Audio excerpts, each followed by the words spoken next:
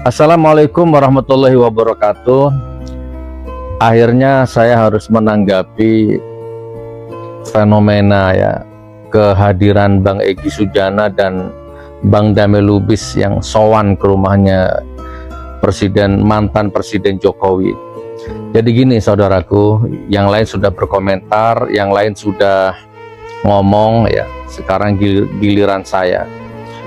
Poin pertama yang jelas, kalau ibarat pertandingan, ibarat tinju kayak apa yang jelas dalam hal ini Bang Egy, Bang Damai Lubis kalah telak Itu pendapat saya pertama.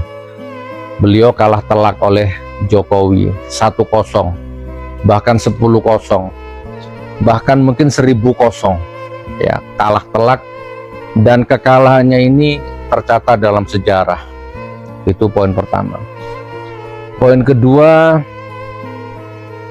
saya yakin Bang Egy itu maunya pertemuan itu dirahasiakan, tidak dipublis Tapi kalau akhirnya bocor seperti ini, saya nggak kaget Pasti yang bocorkan ini dari pihak projonya. Saya mungkin Bang Egy itu kan dalam kondisi yang tidak sehat, dan beliau itu berapa kali pamit sama saya mau berobat ke luar negeri, tapi nggak bisa karena dicekal. Mungkin akhirnya Bang Egy merendahkan egonya, datang ke rumahnya Jokowi untuk minta dicabut cekalnya supaya bisa berobat ke luar negeri. Walaupun alasan itu sebenarnya tidak bisa saya terima, tidak bisa diterima oleh siapapun seandainya itu benar karena Jokowi itu sudah bukan apa-apa. Urusan cekal-mencekal itu migrasi, bukan Solo. Oke. Lalu kemudian inilah hitam putihnya dunia Sekarang putih, besok hitam, sekarang putih. Itu begitu, hati orang berubah. Memang begitu. Saya belum bisa menyampaikan Bang Egy ke level pengkhianat, belum Saya belum bisa, tapi intinya saya kecewa saja dengan kejadian itu. Oke, yang kemudian gini teman-teman, inilah ini skema atau cara atau strategi politik pecah belah. Begini nih, ini mahir mereka rezim Jokowi mahir kalau urusan-urusan seperti ini, memecah belah perjuangan Alah, tinggal nunjukkan ijazah aslinya, udah selesai. Katanya mau dibawa ke pengadilan kalau hakim yang minta, ternyata nggak datang. Udah makan korban rakyat di penjara, ternyata nggak ada ijazahnya. Kan rusak, dolim, jahat. Sekarang pakai politik adu domba, pakai politik pecah belah, dengan skenario begitu rupa, datanglah Jokowi, datanglah Bang Egy ke sana. Suatu waktu saya bertiga, saya, anak, menantu. Ini kan saya nggak mungkin bohong, karena saya dengan anak dengan menantu. Nggak mungkin saya ngomong begini kalau nggak kenyataannya, kejadiannya seperti ini. Masa saya mau ngajari bohong sama anak sama menantu? Sewaktu-waktu saya ditakdir datang ke rumah seseorang di Jakarta, saya, anak, dan menantu. Dan saya kaget, ternyata di rumahnya orang itu ada fotonya mantan Presiden Jokowi, gede fotonya. Ternyata orangnya Jokowi. Oke.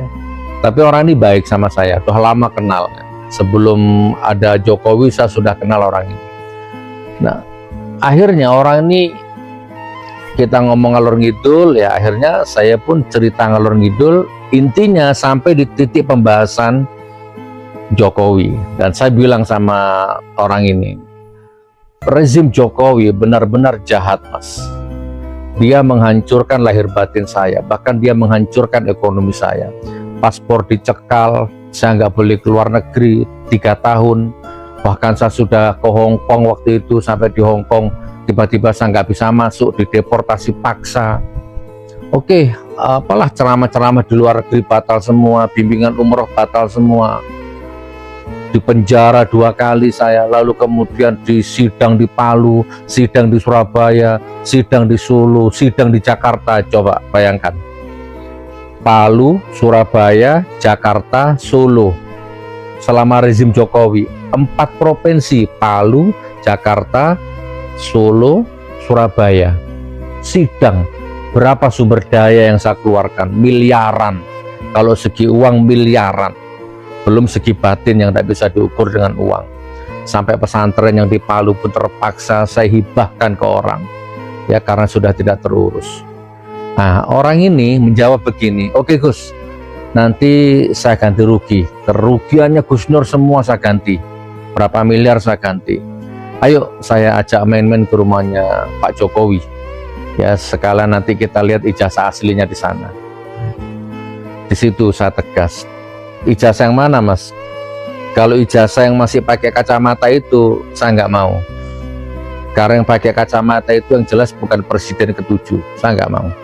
Kecuali ada ijazah lain, nah mungkin saya pertimbangkan, tapi intinya saya nggak mau kalau datang ke rumahnya Jokowi. Nauzubillah min dzalik. Nah gitu teman-teman ya. Jadi dengan kejadian Bang Egy ini, maka saya mau nyampaikan ini closing statement di sini ya sekalian ini. Ya monggo, kalau semua pada akhirnya jadi termul ya monggo. Seandainya penduduk bumi ini sowan semua ke rumahnya Jokowi, presiden, mantan presiden, seandainya penduduk bumi sowan ke sana semua, seandainya penduduk bumi ini ngantri semua ke rumahnya rezim itu, saya akan tetap sendirian, saya tidak akan ke sana. Haram jadah ini gak ada hubungannya sama kemanusiaan, saya paham bab itu. Hablum minanas saya paham, ini gak ada hubungannya. Ini adalah hujah ya, hujah politik, hujah etika, hujah estetika, hujah perasaan, ya kan, hujah kedoliman, kemunafikan, kebangsatan, kebejatan, kebohongan, kedustaan. Kalau Jokowinya terserah, sesama hablum minanas gak ada masalah ya, tapi secara perjuangan, apalagi secara perjuangan, secara sejarah, secara histori, secara etika, adat-adab, secara apalah ya, saya nggak akan ke sana sampai mati. Boleh catat omongan saya. Jangankan disuruh, jangankan gratis, dibayar pun saya nggak mau. Catat omongan saya. Jadi kalau ada orang ngomong saya oposisi dunia akhirat, nah sekarang ternyata enggak. Lalu ada Bang Egy, bagaimana dia membantu saya berjuang jadi lawyer saya di sidang, macanya persidangan, palsu ijazahnya, tiba-tiba sekarang merapat apapun alasannya, sowan apapun alasannya. Ya monggo Bang Egy, monggo Bang Dame, siapapun monggo, silakan. Saya enggak. Catat omongan saya, karena ini antara hak dan batil. Di mata saya rezim, bukan Jokowi, rezim Jokowi 10 tahun yang lalu di mata saya pengkhianat, pengkhianat Allah, pengkhianat rakyat, pengkhianat bangsa, pengkhianat negara, dan saya dirugikan lahir dan batin. Maka haram hukumnya saya bertoleransi dengan kemunafikan, kedustaan, kebobrokan rezim seperti itu. Catat omongan saya.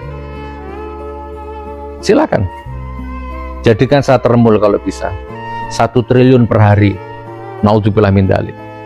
Lebih baik saya miskin ya, berkalang tanah miskin, daripada saya mengkhianati hati nurani, daripada saya mengkhianati umat, teman, sahabat, keluarga. Saya kecewa Bang Egy ya, saya kecewa Bang Dame Lubis. Dan untuk Bang Dame Lubis saya mohon maaf, nomornya Anda sudah saya blokir, izin ya, mohon maaf. Salam hormat sebagai orang tua, tapi nomor Anda sudah saya blokir. Assalamualaikum warahmatullahi wabarakatuh. Bersama kita.